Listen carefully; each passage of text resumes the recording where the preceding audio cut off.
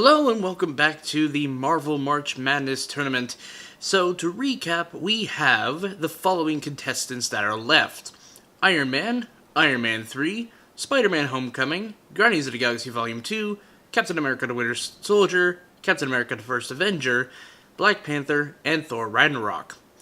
The winners of these next 4 matches will be in the semi-final round, the final 2 fights before the final match. If you're not into sports, I just wanted to clarify that. Also, there is a new thing I am adding now up through the final match, and that is the inclusion of a 5th category, audience feedback or audience vote.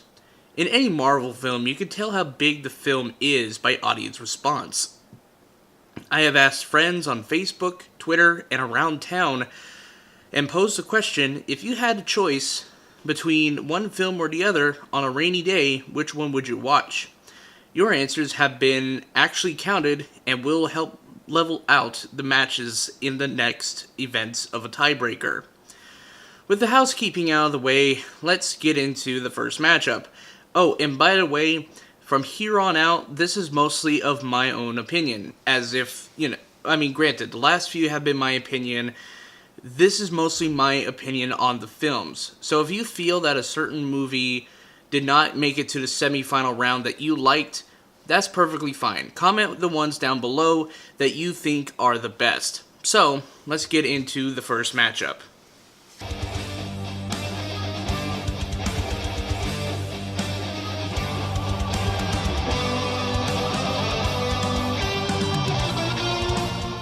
Iron Man's story is very straightforward. A man who learns to be better than his own means, but it is through the great characters and dialogue that makes this film a classic of the MCU. And the funny thing is, this is the first film of the whole franchise. But where Iron Man fails against Guardians of the Galaxy Volume 2 is in its theming. Iron Man may have a great origin story with subversive comedy. Guardians of the Galaxy Volume 2 gave audiences more. Themes of family, ego, sibling rivalry, sibling connections, fatherhood are really strong here. Point goes to Guardians of the Galaxy Volume 2.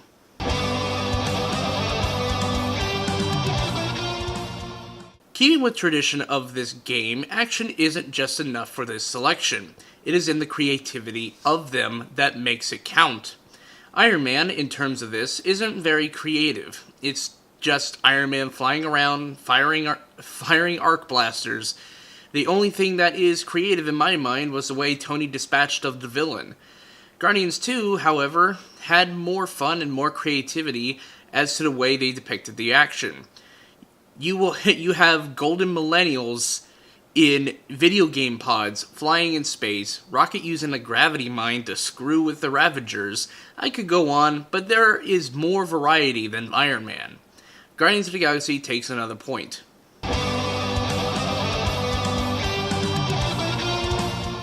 Iron Man's characters, for the most part, are a bit two-dimensional.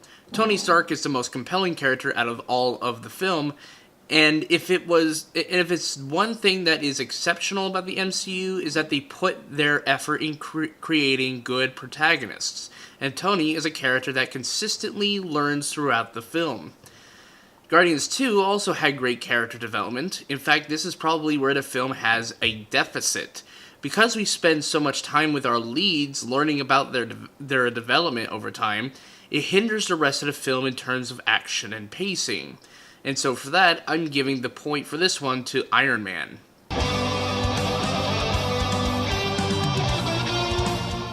The comedy in Iron Man is some of the most restrained of the MCU, I feel. The comedy strikes up a nice balance between fun, comedy, and drama. Honestly, this is the most focused in terms of comedy. Guardians 2 has a bit of a problem in this department, however.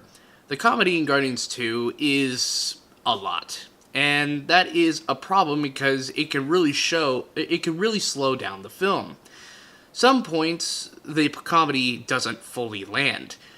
Don't get me wrong, Guardians 2 is funny, but it comes off as too funny. I know it's an odd thing to complain about, but I think it is a valid complaint. Iron Man gets a second point, and now we have to go to the tie-breaking category, the audience vote. This poll was a tough vote, but after taking the poll into account, which comprised of 19 total votes, 7 votes went to Guardians of the Galaxy Volume 2, and 12 votes went to Iron Man. I guess you just can't beat a classic, and so, with that, Iron Man is the first one to move into the semifinal round in the first spot.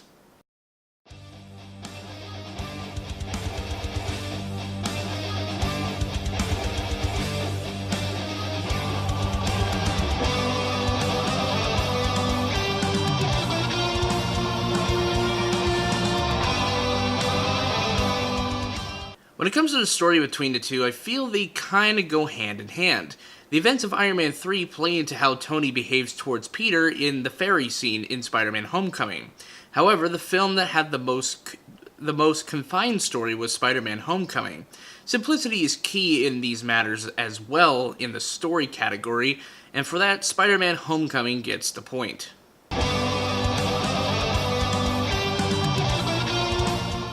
It is easy to say that Iron Man 3 was a disappointment to most people. Same could be said about Spider-Man Homecoming. But what can easily be the best part about Iron Man 3 was the action. Iron Man 3 had the best action between the two because of the different variants of the set pieces. The attack on Stark's house, the small town brawl, the airplane rescue, the mansion break-in, and the finale are all memorable set pieces of Iron Man 3. Spider-Man Homecoming had fewer set pieces, and is a little bit less creative in that department. Iron Man 3 gets the point.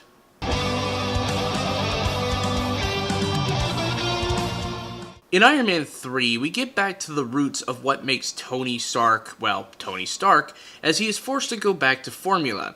It is through the course of the film that Tony learns that the suit doesn't really make the hero, it is the hero that just so happens to wear a suit. Tony also deals with the emotional trauma he gained from the Battle of New York. This film plays the biggest part in Spider-Man's development as well. Having learned what he did in Iron Man 3, Tony gives his advice in the line, if you think you are nothing without the suit, then you shouldn't have it. And in turn, Peter learns to be more humble, and to think outside the box to learn to be a good hero. To be honest, this is the hardest category to judge in this matchup, so unfortunately I have no choice but to award the point to both films, leaving the score 2-2.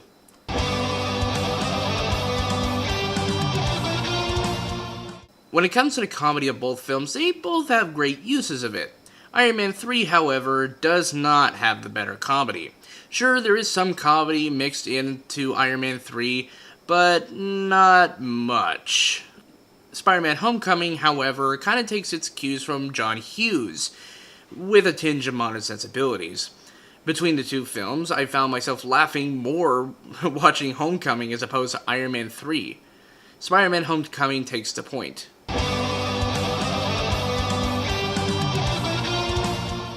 And now we move on to the audience vote. The vote for this wasn't even close. We had the same number of votes at 19, and an overwhelming amount of people voted for Spider-Man Homecoming at 15 points.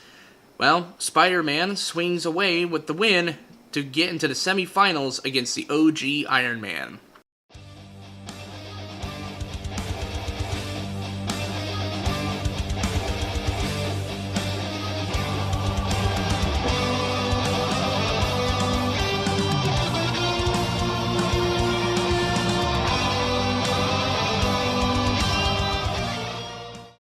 The story between the first and second outings with Cap are very different. The first is a summation of what Cap stands for ideologically. The Winter Soldier, on the other hand, challenges Cap's beliefs and perceptions in the best possible ways. Out of both stories, the Winter Soldier, in my view, tells the better version of Captain America. The first film is a general popcorn film, and while the second film is the same thing, it is a little bit more fun, action-packed, and plays more like a thriller than an actual superhero film. Point goes to the Winter Soldier.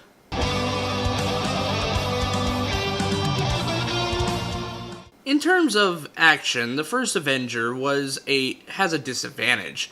As much as there are cool little set pieces here and there, the Winter Soldier has the better execution of the action scenes, with better shot placements and kind of fast-paced action sequences that leave the viewer actually entertained. The Winter Soldier gets a second point.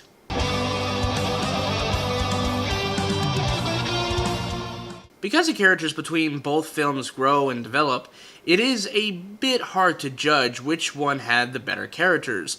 But if I had to pick one, it would be the Winter Soldier. The key here is consistency. The first Avenger had great character points in the first act, but when Cap got his powers, they became less interesting. The Winter Soldier actually managed to make the character more interesting in this film as opposed to his first outing. The third point goes to the Winter Soldier.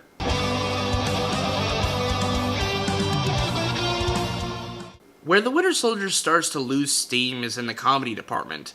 There isn't a lot of funny moments in the film, well, maybe one or two, whereas the first Avenger had some great funny moments with Cap finding his shield and going on tour as a piece of propaganda.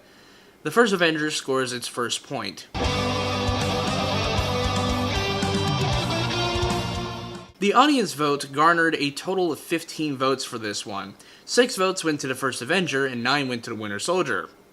The point, and with a 5-1 win, goes to the Winter Soldier. And thusly, the Captain America the Winter Soldier is the third one to go into the semifinals, and will face off against the winner of our final matchup for this video.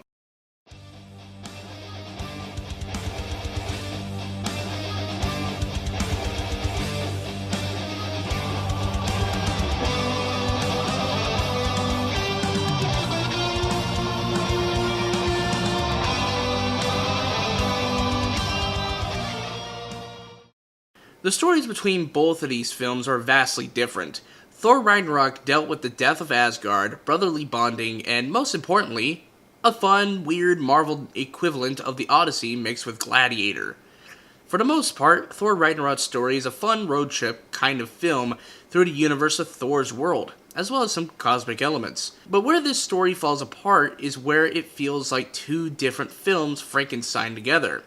It may be fun, but it felt like two different films that should have been two different films. Black Panther, on the other hand, is a much more serious film, dealing with issues of race, accountability, responsibility, among other things.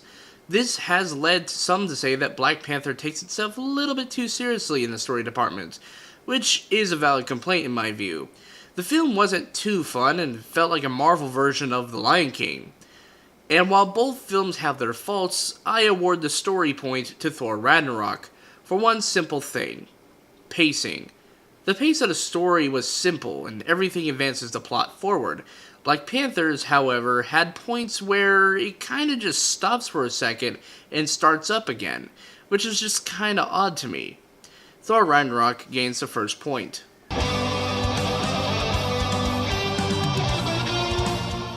The action in both films feel very polar opposite.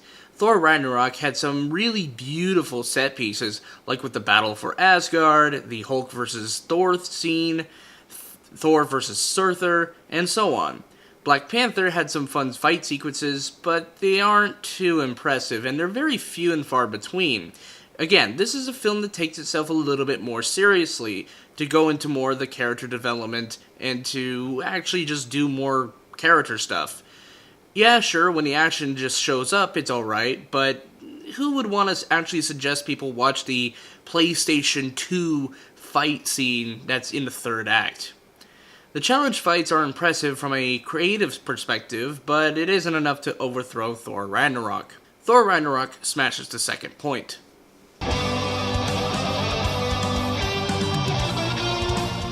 When it comes to the characters between these films, there are differences in the writing. Thor in Ragnarok feels like a completely different character from the rest of the series. Sure, the changes are fun, and they are a welcome addition, but it is very jarring from an actual fan perspective, because for the longest time we've known Thor as this very self-serious, kind of clueless, dumb hero, but now we finally get a version that's actually kind of fun and interesting to watch. But again, this is kind of jarring. The villain is also decent here, but being the sister of Thor gives some motivation for her character, but we don't really see much here for the villain. She's just kind of there to be there. It's kind of unfortunate. Black Panther, however, feels like the characters are true. T'Challa, as a leader, is challenged, but the problem here is that the plot dictates when he is challenged. Some might call this whole terminology plot armor. In the film, T'Challa's powers come from a plant, and when the plot needs him to be vulnerable, like in the challenge sequences, his powers are stripped away so he can get his ass kicked by Killmonger. Sure, the situation between the ideologies of T'Challa and Killmonger is an interesting conflict, but physically, he isn't too much challenged, considering that he is kind of the Superman of this movie. Because of this plot device, it overall makes T'Challa a physically weak character, which is kind of sad, really, because, well, if you think about it, he is wearing a thing of armor, and he has a plant that makes him stronger. I don't know. I mean, yeah, sure, he kicks a lot of ass, and that's really cool, but he's not entirely physically challenged. But only when the plot dictates it. That's what I'm getting to. But as much as I hate the plot armor, though, Black Panther gets this point. This is due to consistency of characters. The T'Challa in Civil War is the same in Black Panther. They're both represented the same, and thusly the point goes to Black Panther.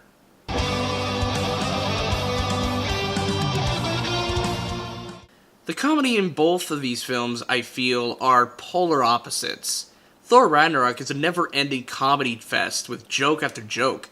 Most of them land, and some of them flop. Black Panther, on the other hand, has some fun jokes, but most of them flop. There are some really bad memes in Black Panther, like the "what are those" memes. Sadly, not even M'Baku could save Black Panther in this category, as much fun as that character was. Thor Ragnarok grabs a third point. And now it all comes down to audience vote. I mean, granted, it's 3-1 in favor of Thor Ragnarok, but we'll see how the audience votes.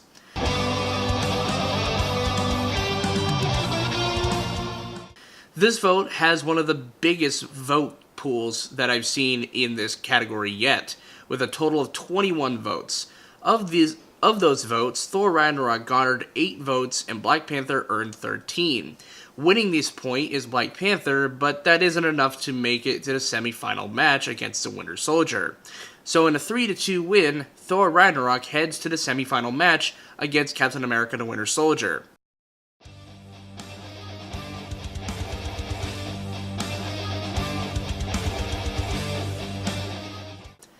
And there you have it. Your final 4 are Iron Man, Spider-Man Homecoming, The Winter Soldier, and Thor Ragnarok. Tune in next Tuesday for the semifinal matches, and be sure to tune in March 26th for the final matchup.